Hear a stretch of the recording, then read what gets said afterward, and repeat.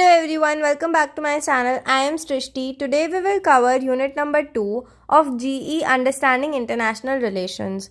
We have already covered unit number 1. अगर आप लोगों ने unit number 1 का वीडियो नहीं देखा है, so kindly go and watch that video first. Link is there in the description box. So first let's have a look at the syllabus. So as we already know, in this subject we have 5 units. So we will cover unit number 2 today, which is States, Nations and Markets. आज के world में power का distribution, nationalism का rise और economy का role international relations के important aspects हैं। हर country एक स्टेट होती है, लेकिन हर स्टेट एक नेशन नहीं होती। कोई भी कंट्री अपनी अथॉरिटी कैसे कंट्रोल करती है, कैसे नेशनलिज्म डेवलप होता है और कैसे मार्केट इकोनॉमी और पॉलिटिक्स कनेक्टेड होते हैं, ये सब हम आज के सेशन में देखेंगे। So let's start with the first topic, which is state and diffusion of authority और पावर। अगर हम स्टेट का सिंपल मतलब देखें तो इसका मतलब होता है एक डिफाइंड टेरिटरी जिसमें एक गवर्नमेंट होती है जो लॉज और रूल्स को इम्प्लीमेंट करती है। स्टेट के इम्पॉर्टेंट एलिमेंट्स कौन से हैं? First is territory. Her state की एक फिक्स्ड बाउंड्री होती है, जैसे इंडिया और चाइना की अपने डिफाइंड बॉर्डर्स हैं। Second, population. कोई भी स्टेट तभी एग्जिस्ट करेगा जब वहाँ लोग रहेंगे। थर्ड, गवर्नमेंट, जो लॉज बनाती है और कंट्री को कंट्रोल करती है, जैसे इंडिया में डेमोक्रेसी है और चाइना में कम्युनिस्ट रूल है। फोर्थ है सॉवरेनिटी। एक स्टेट का इंडिपेंडेंट होना ज़रूरी है ताकि वो अपने रूल्स खुद बना सके। नाउ लेट्स सी पावर का डिफ्यूजन। पावर का डिफ्यूजन का मतलब है कि पावर सिर्फ एक जगह कॉन्सेंट्रेटेड नहीं होती, बल्कि अलग अलग लेवल्स पर डिस्ट्रीब्यूट होती है, जैसे सेंट्रल, स्टेट और local. So the first is central government, केंद्र सरकार, जो नेशनल लेवल पर डिसीजंस लेती है। फॉर एग्जांपल, इंडिया में सेंट्रल गवर्नमेंट इंटरनेशनल ट्रेड और फॉरेन पॉलिसी डिसाइड करती है। सेकेंड, स्टेट गवर्नमेंट, राज्य सरकार, जो लोकल इश्यूज को हैंडल करती है। फॉर एग्जांपल, दिल्ली की गवर्नमेंट एजुकेशन और हेल्थ पॉलिसीज बनाती है जो स्टेट के अंदर आती है। थर्ड इज लोकल गवर्नमेंट, जो सिटीज और विलेजेस का एडमिनिस्ट्रेशन देखती है। फॉर एग्जाम्पल, म्यूनिसिपल कॉरपोरेशंस, जो सफाई और पब्लिक ट्रांसपोर्टेशन मेंटेन करती है। सो नाउ पावर का ग्लोबल डिफ्यूजन। सिर्फ एक कंट्री के अंदर ही नहीं, बल्कि ग्लोबली भी पावर डिस्ट्रीब्यूट होती है। सुपर पावर्स, यूएसए जैसे देश ग्लोबल डिसीजंस को इन्फ्लुएंस करते हैं। International organisations, UN, IMF, world bank जैसे इंस्टीट्यूशंस भी पावर का डिस्ट्रीब्यूशन डिसाइड करते हैं। म्यूनिसिपल कंपनीज, गूगल, अमेजॉन जैसे कंपनीज भी कंट्रीज के इकोनॉमी और पॉलिसीज को इम्पैक्ट करती है। सो बेसिकली स्टेट एक ऑर्गेनाइज सिस्टम है जो एक टेरिटरी और गवर्नमेंट के साथ एग्जिस्ट करता है। पावर सिर्फ एक लेवल पर नहीं होती, बल्कि सेंट्रल, स्टेट और लोकल लेवल पर डिस्ट्रीब्यूट होती है। ग्लोबल लेवल पर भी power super powers, international organisations और एमएनसीज के बीच डिस्ट्रीब्यूट होती है। So now let's move towards our next topic, which is nations and nationalism. अब तक हमने स्टेट और पावर डिफ्यूजन के बारे में समझा। अब हम नेशंस एंड नेशनलिज्म के टॉपिक को इंटरनेशनल रिलेशंस के पर्सपेक्टिव से देखते हैं। स्टेट और नेशन के बीच डिफरेंस को समझना ज़रूरी है। स्टेट एक पॉलिटिकल एंटिटी होती है जिसमें एक गवर्नमेंट, टेरिटरी और लॉज होते हैं। नेशन एक ग्रुप ऑफ पीपल होता है जो कॉमन आइडेंटिटी, कल्चर, लैंग्वेज और हिस्ट्री शेयर करते हैं। दुनिया में हर स्टेट अपनी सॉवरेनिटी और पॉलिटिकल पावर को डिफेंड करता है, लेकिन हर स्टेट एक नेशन नहीं होता। जैसे कि इंडिया एक स्टेट है, लेकिन इंडिया में कई अलग अलग नेशंस हैं, क्योंकि यहाँ पर डिफरेंट कल्चर्स और लैंग्वेजेस हैं। नेशनलिज्म का कॉन्सेप्ट। नेशनलिज्म एक आइडियोलॉजी है जिसमें लोग अपनी नेशन के प्रति लॉयल्टी और प्राइड फील करते हैं। ये एक इमोशनल और पॉलिटिकल फोर्स है जो कंट्रीज को यूनिफाई करती है। नेशनलिज्म का ग्लोबल पॉलिटिक्स पे बहुत बड़ा इम्पैक्ट पड़ता है, क्योंकि जब किसी नेशन का नेशनलिज्म बढ़ता है तो उसका फॉरेन पॉलिसी और इंटरनेशनल रिलेशंस पे भी असर पड़ता है। नेशनलिज्म और ग्लोबल पॉलिटिक्स। नेशनलिज्म के राइज होने से एक कंट्री अपनी आइडेंटिटी को प्रोटेक्ट करने की कोशिश करती है जो उसके फॉरेन पॉलिसीज़ को इन्फ्लुएंस करता है। फॉर एग्जांपल यूके का यूरोपियन यूनियन से अलग होना, ये एक केस है जहां नेशनलिज्म ने इंटरनेशनल रिलेशंस को अफेक्ट किया। यूके ने अपनी इंडिपेंडेंस को प्रायोरिटी दी और ईयू से अलग हो गया, जो एक इंटरनेशनल शिफ्ट था। फॉर एग्जांपल चाइना का नेशनलिज्म भी अपने टेरिटोरियल डिस्प्यूट्स साउथ चाइना सी को जस्टिफाई करने के लिए यूज होता है। What are the types of nationalism in international relations? First is civic nationalism, जब national identity, democracy और citizenship पर based होती है। For example, USA, वहाँ की national identity अपने democratic values और constitution पर based है। Second, ethnic nationalism, जब नेशनल आइडेंटिटी एक स्पेसिफिक एथनिक, रेस या कल्चर पर बेस्ड होती है। फॉर एग्जाम्पल जर्मनी का नाजी नेशनलिज्म, जो एक स्पेसिफिक आर्यन रेस को सुपीरियर समझता है। थर्ड, एंटी कॉलोनियल नेशनलिज्म, जब लोग अपनी फ्रीडम के लिए स्ट्रगल करते हैं और फॉरेन रूल के अगेंस्ट यूनाइटेड होते हैं। फॉर एग्जाम्पल इंडिया का इंडिपेंडेंस मूवमेंट या Algerian war of independence. Fourth, economic nationalism, जब नेशनल आइडेंटिटी को स्ट्रेंथन करने के लिए इकोनॉमिक पॉलिसीज अडॉप्ट की जाती हैं। For example India's make in India campaign, जो लोकल मैन्युफैक्चरिंग को प्रमोट करता है। अब देखते हैं नेशनलिज्म के पॉजिटिव और negative impact in international relations. First let's see positive impact. First is national unity. Nationalism से लोग अपनी कंट्री के लिए यूनाइटेड होते हैं, जैसे इंडिया का इंडिपेंडेंस मूवमेंट, जहां सब लोग एक साथ ब्रिटिश रूल के अगेंस्ट यूनाइटेड हुए। Second, economic growth. Local businesses को सपोर्ट मिलता है जब नेशनलिज्म हाई होता है, जैसे make in India campaign local manufacturing को प्रमोट करता है। अब देखते हैं कुछ नेगेटिव इम्पैक्ट्स।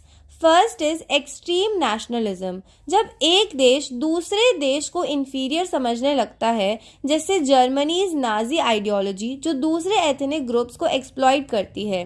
सेकेंड, कॉन्फ्लिक्ट और वॉर।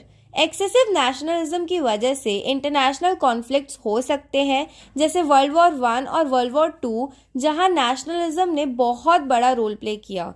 थर्ड, डिस्क्रिमिनेशन और वायलेंस, सर्टेन एथनिक और रिलीजियस ग्रुप्स को डिस्क्रिमिनेट करना। अब हम चलते हैं हमारे लास्ट टॉपिक की तरफ, which is states and markets. आज के ग्लोबल वर्ल्ड में स्टेट्स और मार्केट्स के बीच एक कॉम्प्लेक्स रिलेशनशिप है।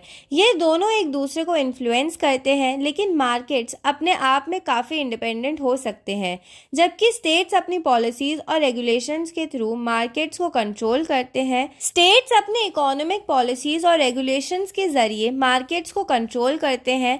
जब एक स्टेट अपने इकोनॉमिक रिसोर्सेज को कंट्रोल करता है, तो वो मार्केट्स को डायरेक्शन और ग्रोथ दे सकता है। जैसे फॉर एग्जाम्पल चाइना का मॉडल, चाइना ने अपनी मार्केट को गवर्नमेंट के कंट्रोल में रखा और अपनी स्टेट रन कंपनीज को बड़ा कर दिया।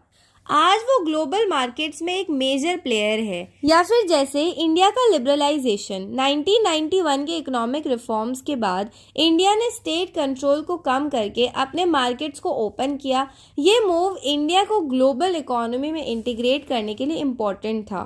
नाउ लेट्स सी मार्केट्स का role in international relations.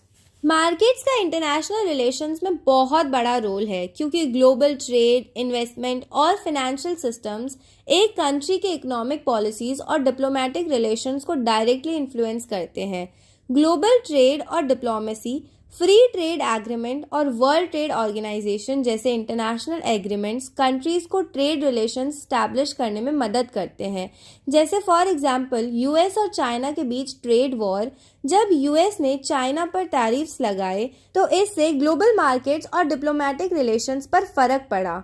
MNC और global markets, multinational corporations MNCs जैसे गूगल, अमेजॉन और फेसबुक का बहुत बड़ा इन्फ्लुएंस है, क्योंकि ये इंटरनेशनल मार्केट्स को शेप करते हैं। एमएनसीज अपने कॉरपोरेट पॉलिसीज़ के थ्रू कंट्रीज़ की इकोनॉमिक पॉलिसीज़ को इन्फ्लुएंस करते हैं। जैसे फॉर एग्जांपल एप्पल का इंडिया में प्रोडक्शन सेटअप करना, ये इंडियन गवर्नमेंट के लिए इम्पॉर्टेंट था, क्योंकि इंडिया को अपने मैन्युफैक्चरिंग सेक्टर को बूस्ट करना था।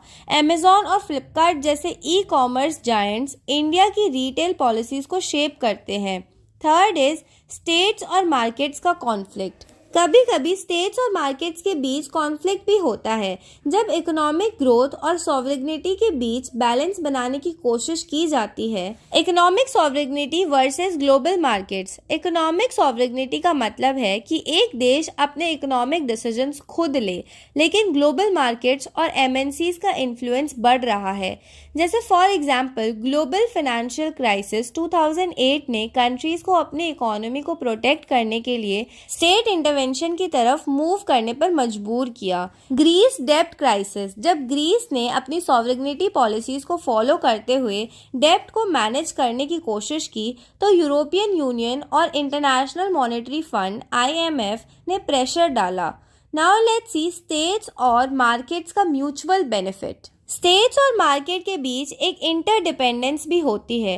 स्टेट्स अपने इकोनॉमिक रिसोर्सेज और ट्रेड एग्रीमेंट के थ्रू मार्केट को ग्रो करने का मौका देते हैं और मार्केट्स कंट्री की इकोनॉमिक पावर को ग्लोबल लेवल तक एक्सटेंड करते हैं। जैसे for example global investment flows, countries अपने फॉरेन पॉलिसीज के जरिए ग्लोबल मार्केट्स में इन्वेस्टमेंट अट्रैक्ट करने की कोशिश करती है, जैसे India's make in India initiative या China's belt and road initiative या फिर FDI foreign direct investment.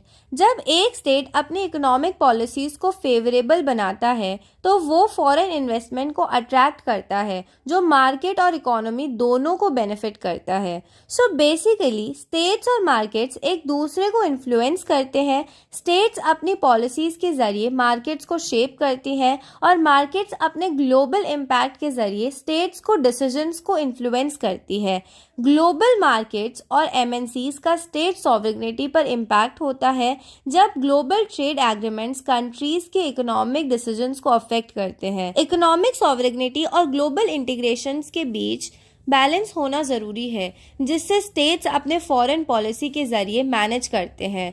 So now conclusion. आज हमने इंटरनेशनल रिलेशंस के second unit states, Nations and markets के तीनों टॉपिक्स को एक्सप्लोर किया। स्टेट और पावर के डिफ्यूजन, नेशंस एंड नेशनलिज्म और स्टेट और markets. So basically under our first topic state and diffusion of authority और पावर, इसके अंदर हमने देखा स्टेट एक ऑर्गेनाइज्ड सिस्टम होता है जो टेरिटरी और गवर्नमेंट के साथ एग्जिस्ट करता है। पावर का डिफ्यूजन का मतलब है पावर सिर्फ एक जगह कॉन्सेंट्रेटेड नहीं होती, बल्कि सेंट्रल, स्टेट और लोकल लेवल पर डिस्ट्रीब्यूट होती है। ग्लोबल पावर डिफ्यूजन भी होता है जिसमें सुपर पावर्स, इंटरनेशनल ऑर्गेनाइजेशंस और MNCs इन्फ्लुएंस करते हैं। Then second topic which was nations and nationalism. इसके अंदर स्टेट एक पॉलिटिकल एंटिटी है जबकि नेशन एक कल्चरल और इमोशनल आइडेंटिटी है। नेशनलिज्म एक आइडियोलॉजी है जो लॉयल्टी और प्राइड को प्रमोट करती है और कंट्रीज को यूनाइट करती है, लेकिन एक्सट्रीम नेशनलिज्म कॉन्फ्लिक्ट्स और वॉर्स भी ला सकता है। नेशनलिज्म का राइज ग्लोबल पॉलिटिक्स को इन्फ्लुएंस करता है, जैसे चाइना का territorial nationalism. Then the last topic was states and markets.